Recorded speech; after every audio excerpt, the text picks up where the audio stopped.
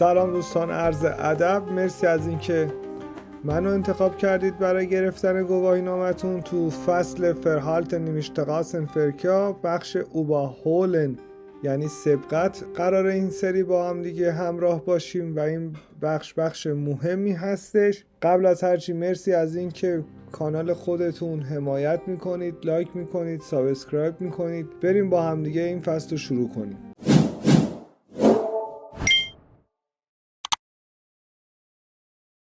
این بخش 12 تا سوال داره و تو قسمت اولش گفته Sie fahren mit 100 Kilometer auf einer Straße außerhalb geschlossener Ortschaften. Vor Ihnen fährt ein LKW mit 70 Kilometer. Wie weit müssen Sie bei Beginn eines Überholvorgangs von einer Straßenkuppe mindestens noch entfernt sein. همونجور که میدونید ما اول کلمات کلیدی رو میگیم، بعد معنی کلیش انجام میدیم و بعد رمز سوالا رو میایم به شما میگیم. تو اینجا کلمات کلیدی اینه سرعتش که زیفاقن میت 100 کیلومتر یعنی سرعت بالای 100 کیلومتر. کجا؟ باید ببینیم außerhalb geschlossener Ortschaften یعنی خارج از شهر. نکته بعد اینه که الکاوه ماشین جلویتون الکاوه هستش با 70 کیلومتر. بگین این اوباهول فورگنگ یعنی شروع به سبقت کردن. کجا؟ اشتقاسن کوپه یعنی سربالایی یا قله جاده. حداقل میندستنس میشه حداقل فاصلتون چی باشه. تو ترجمه کلیش میشه شما با سرعت 100 کیلومتر دارید میرید، جلوتر از شما یک کامیون با سرعت 70 کیلومتر داره حرکت میکنه. وقتی میخواید سبقت رو شروع کنید باید حداقل چقدر با قله جاده فاصله داشته باشین؟ جواب ها یکی گزینه 800 متر هست، 200 متر هست، 400 متر هست. چون شما سرعتتون بالاست، اختلاف سرعتم با کامیون زیاده، سبقت زمان بره. قله جاده دید کامل رو میگیره و خطر برخورد روبرو رو به وجود میاره. پس لازمه دید خیلی طولانی لازمه که معنیش اینه 800 متر دید بسیار خوبیه که قانونشه، یعنی قانون مهمه. بله، بریم این ویدیو رو با هم دیگه ببینیم.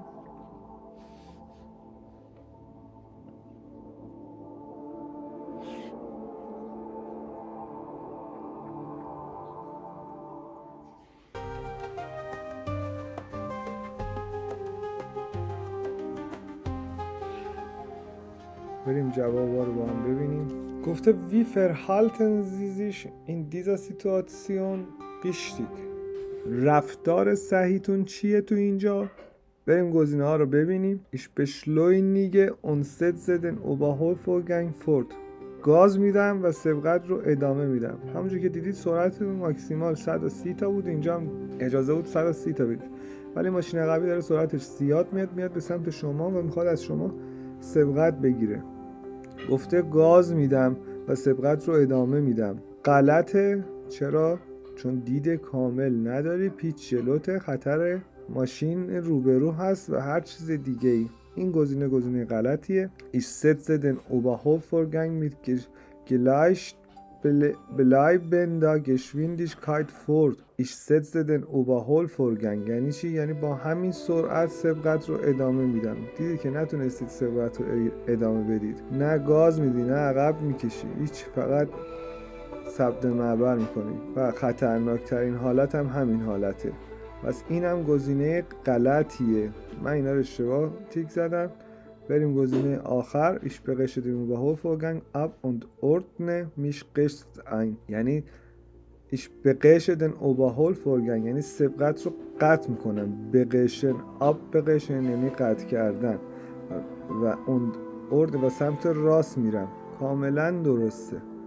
بریم ببینیم. بله، بریم گزینه بعدی. بریم با هم این فیلم رو ببینیم.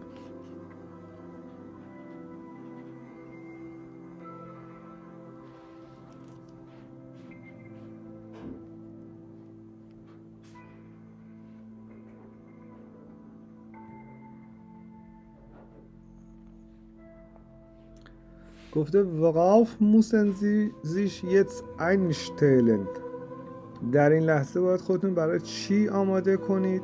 بریم گزینه ها رو با هم ببینید. دسته Überholvorgang des grünen LKWs länger dauert. سبقت کامیون سبز طولانی تر میشه. درسته، چون کامیون ها شتاب کم دارن. سبقت کامیون از کامیون خیلی زمان بره. گزینه 2 وایس LKW beschleunigt، یعنی کامیون سفید گاز میده. غلط. چرا؟ چون حدس بی‌پایه‌ای است. اصلا در امتحان فقط خطر محتمل و منطقی مهمه. و گزینه آخر blaues PKW zum Überholen ansetzt، یعنی چی؟ خودروی آبی برای سبقت اقدام میکند. درسته. چرا؟ چون پشت صف سبقت ایستاده. راننده سواری عجولتر از کامیونه. کاملا سناریوی درستیه که بعد از این سبقت بگیره.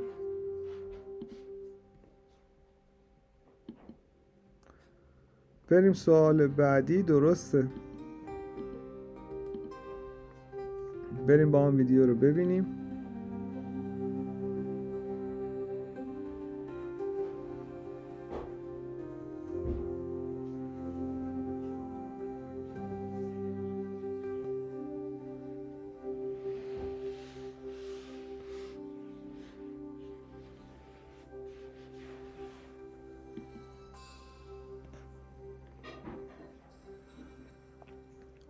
میگه auf wen müssen Sie in dieser Situation besonders achten. میگه برای چی باید توجه ویژه‌ای داشته باشیم؟ auf den Radfahrer، خاطر قاطفاقا. auf den guten PKW، auf den weißen LKW. این وایس LKW خیلی فاصلش با ما زیاده. قاطفاقا اومد رفت جلو. قوتر هم که سبقت گرفته رفته. قاطفاقا گزینه درستی هستش. میریم سوال بعدی.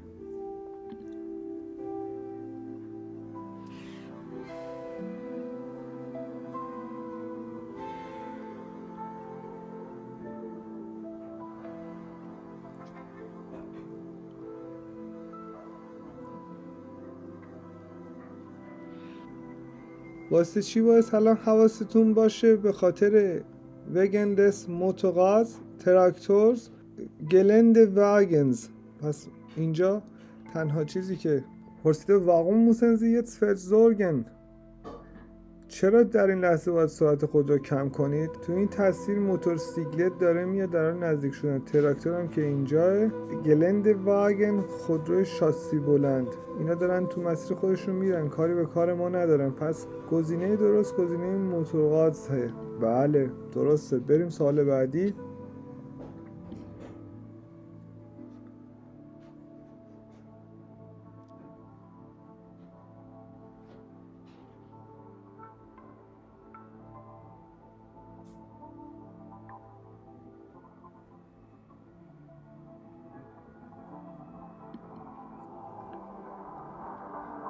Sie mussten überholen. Wie sollten Sie sich jetzt verhalten؟ شما میخوای سبقت بگیری، الان باید چه رفتاری داشته باشی؟ الان زمان امن سبقت هست یا نه به نظرت؟ جواب رو بریم با هم بخونیم. Ich folge dem blauen PKW unmittelbar falls dieser überholt. اگر خودرو آبی سبقت گرفت من unmittelbar بلا فاصله دنبالش میرم. کاملا گزینه غلطیه. سبقت پشت سر خودروی دیگه بدون فاصله امن اشتباهه. خطر برخورد داره و نداشتن دید کافی. گفته ich überhole alle Fahrzeuge in einem Überholvorgang. همه خودروها در یک سبقت رد میکنم، یعنی ایش اوباهوله میکنم و همه این ماشینا رو، یعنی اصلا هیچی دیگه دید ندارم. طول سبقتت زیاده، دیدت محدوده. کاملا خلاف منطق امتحانه. گزینه بعد گفته ایش اوباهول نخ نیش دا در بلاو پیکاوه اوباهولن کنتن. هنوز سبقت نمیگیرم. دا چون ممکن است در بلاو پک و اوباهولن خودروی آبی خودش بخواد سبقت بگیره. دیدید که خودشو داشت به آب و آتیش میزنه تا سبقت بگیره. پس گزینه درست گزینه 3 هستش. درسته. بریم سوال بعدی.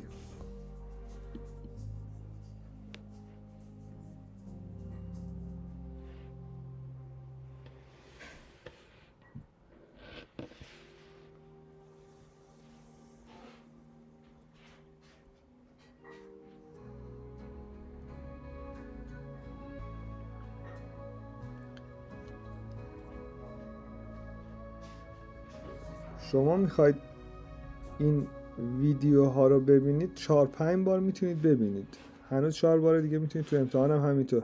من الان یه بار دیدم 4 بار دیگه میتونم ببینم. کلا 5 بار میتونید ببینید. قبلش سوال رو بخونید جواب بدید. Bitte starten Sie den Film sich mit der Situation vertraut zu machen. یعنی چی؟ لطفا فیلم شروع کنید ببینید تا با وضعیت آشنا شوید. یعنی فعلا حالا ببین چی میشه، بعد برو سوال جوابا. گفته ایش هول دی اشتغاسن بان، میگه من از اشتغاس بان سبقت میگیرم از سمت راستش چپش. نیشت بهترین گزینه است. چرا؟ چون دید ندارم. اینجا تنگ و خطر برخورد با خودرو جلویی از سمت چپه. پس بهترین گزینه و درستترین گزینه نیسته. کاملا درسته. بریم سوال بعدی. گفته Sie müssen einen LKW mit Anhänger überholen. Was müssen Sie dabei beachten? نکات کلیدی اینجا LKW mit Anhänger یعنی کامیون با تریلر. überholen که میخوای سبقت بگیری. beachten به چی باید توجه کنی؟ میخوای از یک کامیون دارای تریلر سبقت بگیرید. هنگام این کار به چه نکاتی باید توجه کنید؟ erforderliche Überholweg verlängert sich wegen des Anhängers deutlich. گفته مسافت لازم برای سبقت به دلیل وجود تریلر به طور قابل توجهی بیشتر میشه. کاملا درسته. Der Fahrzeugumriss des Lastzeugs kann vorausfahrende Fahrzeuge verdecken. گفته ابعاد و حجم کامیون میتواند خودرو جلویی را از دید پنهان کند. کاملا درسته. گفته Das Aussteigen zum Überholen darf erst unmittelbar hinter dem Lastzug erfolgen. برای سبقت فقط باید دقیقاً از پشت کامیون بیرون آمد. از پشت کامیون بیای بیرون. hinter dem Lastzug erfolgen. کاملا غلطه، چون ماشین میتونه با فاصله ایمن دید بگیرد بعدن سبقت بگیره. الزامی نداره بچسبید به کامیون. پس گزینه درست گزینه 1 و 2 هست. بریم ببینیم. کاملا درسته. تو قانون طلایی سبقت از کامیون میگه طول وسیله مساوی است با زمان سبقت بیشتر. یعنی طول وسیله هر چقدر بیشتر باشه زمان سبقت هم بیشتر میشه. حجم وسیله دید مساوی است با دید کمتر. یعنی حجمش زیادتر باشه دیدت میاد پایینتر. بریم سوال بعدی. این ویدیو رو ببین بعد ببین چی کار میتونی بکنی برای این ویدیویی که داره جفت راهنما میزنه خودش رو به آب و آتیش میزنه بعد موتوری اومد رفت. Warum dürfen Sie denn vor Ihnen fahrenden Bus jetzt nicht überholen? اولین نکته این که اینجا بوسه بعد nicht überholen نباید سبقت بگیری و دلیلش رو میخواد. یه خطر پنهان وجود داره که فعلا نمیتوان jetzt nicht überholen نمیتوان که فعلا سبقت ممنوع است اصلا. گفته به خاطر wegen des eingeschalteten Warnblinklicht am Bus به دلیل روشن بودن چراغ خطر اتوبوس. کاملا درسته. داره خودشو پاره میکنه که ما سبقت نگیریم. توقف اینجا جلوش یا توقف یا خطر احتمال پیاده شدن مسافره هر احتمال دیگه. گزینه دوم گفته وگن دس موتورراد خاطر این موتوری که از بغلمون داره میره. کاملا درسته. خب بخوایم الان سبقت بگیریم میذاریم موتوری رو له میکنیم. بعد گزینه سوم گفته وگن در fehlenden Fahrbahn Markierungen به دلیل نبود خطکشی به تنهایی به دلیل نبود خطکشی خیابان. این دلیل نمیشه که شما سبقت نخواهید بگیرید یا سبقت بخواید بگیرید. دلایل مختلفی هستش، اینکه داخل شهر، بیرون شهر. پس این گزینه نبود خطکشی به تنهایی دلیل ممنوعیت سبقت نیستش. پس گزینه 1 و 2 کاملا درسته. بریم سوال بعدی.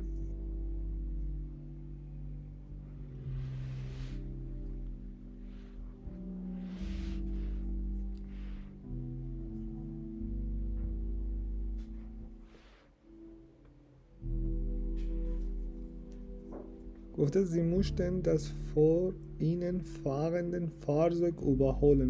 Was ist hierfür erforderlich? گزینه اول گفت Ich muss meine Überholabsicht durch Blinken anzeigen، یعنی قصد سبقت گرفتنم را با زدن راهنما نشون بدم. کاملا درسته. سبقت بدون راهنما اصلا نداریم. Den rückwärtigen und seitlichen Verkehr beobachten، یعنی ترافیک پشت سر و کناری را بررسی کنم. قوک پشتی و بغلی رو بررسی کنم. کاملا درسته. meine Geschwindigkeit wesentlich erhöhen. wesentlich یعنی به صورت خیلی قابل توجهی زیاد کنم. کاملا درسته. بله 3 تا گزینه درست بودن. بریم سوال بعدی.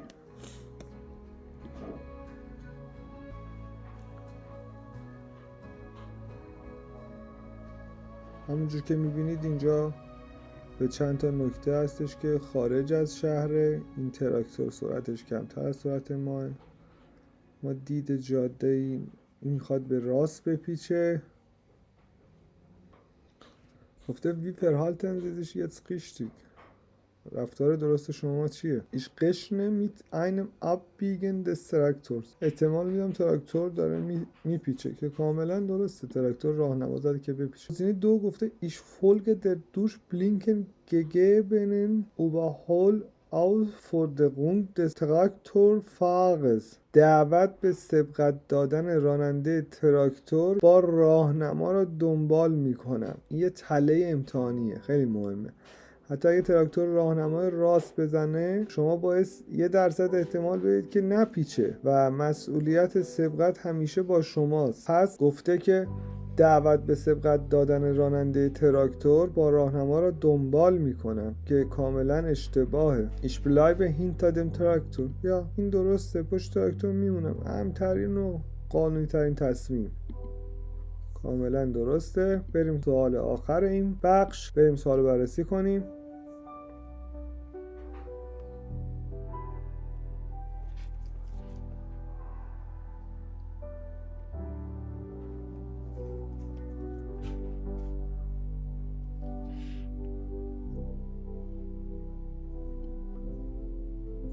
Wodurch kann diese Situation gefährlich werden؟ gefährlich میشه خطرناک، گگنفرکار میشه ترافیک روبرو، تراکتور هم تراکتوره، اوتا پکاوه ماشین قرمز است. میگه به چه چیزی میتونه این وضعیت رو خطرناک کنه یا این موقعیت به چه دلیلی میتونه خطرناک شه؟ قوتن پکاوه به خاطر خودرو پکاوه که توی سبقت به هر دلیلی میتونه خطرناک باشه. دوشتن تراکتور گزینه غلطیه. اصلا تو در مسیر مستقیم ما نیستش، اون گوشه داره نون و ماستشو میخوره، قطعا فعلا مانع ما نشده. دوش گگن فرکر خاطر ترافیک روبرو. کاملا درسته. بریم گزینه ها رو بررسی کنیم. بله کاملا درسته. اینم پایان این بخش از مرسی از اینکه به ما انرژی میدین با لایکاتون. من واقعا انرژی میگیرم. بریم فصل بعدی رو با انرژی تر شروع کنیم. قسمت بعد